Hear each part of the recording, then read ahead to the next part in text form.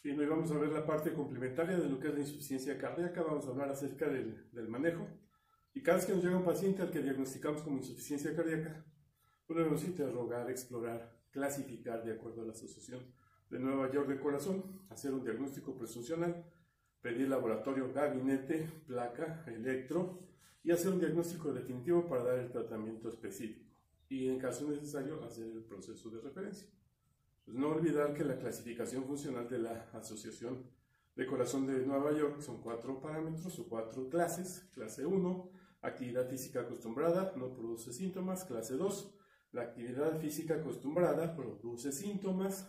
Clase 3, actividad física menor que la acostumbrada produce síntomas. Y clase 4, el paciente tiene síntomas aún en reposo. ¿Qué estudios de laboratorio vamos a pedirle al paciente con insuficiencia cardíaca predominantemente izquierda? Pues lo que vamos a pedir es el péptido natriurético, que sabemos que si es menor de 100 picogramos descarta la presencia de la insuficiencia cardíaca, y cifras mayores nos confirman causa cardiogénica de la insuficiencia cardíaca. Hay que pedir biomarcadores para síndrome coronario y laboratorio que nosotros llamamos de rutina, pero realmente en un paciente grave pues no es tan de rutina, sino son estudios que son necesarios para descartar otro tipo de patologías. El electrocardiograma, ¿cómo nos es útil? El electrocardiograma en la insuficiencia cardíaca pues nos es útil para descartar síndrome coronario y para ver si el paciente tiene hipertrofia ventricular izquierda y desviación del eje eléctrico hacia la izquierda.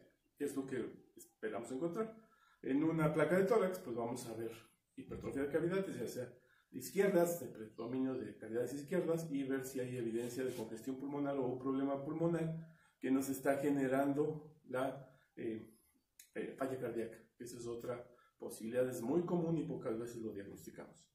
Lo ideal y lo mejor es tener un ecocardiograma transtorácico que nos va a determinar cuál es la fracción de eyección del ventrículo izquierdo, el movimiento del ventrículo izquierdo, la función de las válvulas, es decir, muchos datos que no son muy útiles para el diagnóstico de la insuficiencia cardíaca y principalmente para su manejo. Recordar que una fracción de eyección de ventrículo izquierdo menor de 40% es de mal pronóstico, mayor de 60% muy buen pronóstico, y entre 40 y 60% tiene que ver con la vigilancia estrecha del paciente. O sea, algo está pasando, hay que cuidar que no disminuya de 40 y procurar que la fracción aumente del 60%.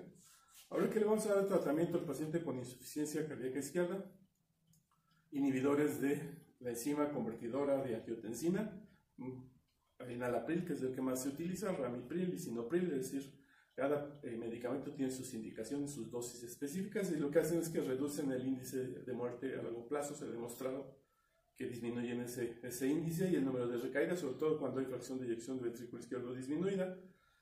Y lo ideal es administrarlo a dosis bajas para evitar hipotensión del paciente. Entonces, si el paciente es hipotenso, pues también tener en cuenta que podemos agravar esa hipotensión.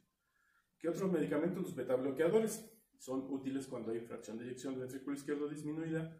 Procurar que sean beta-bloqueadores cardioselectivos, que son los que más se utilizan actualmente, y tener en cuenta que si el paciente tiene frecuencias cardíacas bajas, pues los beta-bloqueadores van a disminuir la frecuencia cardíaca y también pueden producirnos broncoespasmo, porque por su efecto producen una disminución del calibre de los bronquios. Entonces hay que valorar muy bien su uso, sobre todo en pacientes con EPOC y pacientes asmáticos. ¿Qué otros medicamentos? Los diuréticos, de entre ellos la espironolactona, que sabemos que es un diurético ahorrador de potasio, pero que también es un medicamento que reduce y mejora los síntomas del paciente con insuficiencia cardíaca, inclusive izquierda. Los diuréticos de ASA y los tiacídicos, que también tienen un efecto sobre todo en los pacientes que tienen sobrecarga de líquidos, pero también recordar que debemos tener cuidado con las cifras de potasio, porque cada litro de orina que el paciente elimina, perdemos 30 miliequivalentes de potasio. Entonces, tener en cuenta la probabilidad de hipocalemia en los pacientes que usan los diuréticos de ASA y los diuréticos tiacídicos. La ivabradina es un medicamento que reduce la frecuencia cardíaca, disminuye la actividad a nivel del nodo sinusal, solo está indicada en los pacientes que tienen ritmo sinusal, mejora la isquemia miocárdica, que esa es una de las ventajas, y disminuye la posibilidad de recaídas y la mortalidad. Entonces son medicamentos que se han demostrado que son útiles. La digoxina, que es el medicamento más antiguo para el manejo de la insuficiencia cardíaca, que sabemos que es un cardiotónico con muy buena absorción a nivel gastrointestinal, y con una vida media muy alta de 36 horas, lo que también condiciona la probabilidad de intoxicación digitálica y que ahora pues la hemos utilizado cada vez menos por los índices de toxicidad. Y es como todos los medicamentos, en dosis adecuadas no tiene por qué haber toxicidad, pero si nosotros no vigilamos las dosis, los niveles de los pacientes, pues al ratito tenemos problemas por exceso de efecto de los medicamentos. Actualmente se cuestiona mucho su uso de la digoxina, sobre todo en pacientes con fracción de eyección disminuida, fibrilación auricular, con respuesta ventricular rápida. Entonces hay que valorar si en esos pacientes los utilizamos o no. En la insuficiencia cardíaca derecha, los puntos más importantes que debemos manejar en cuanto al tratamiento, sin duda alguna, es la utilización de diuréticos y la restricción de líquidos orales.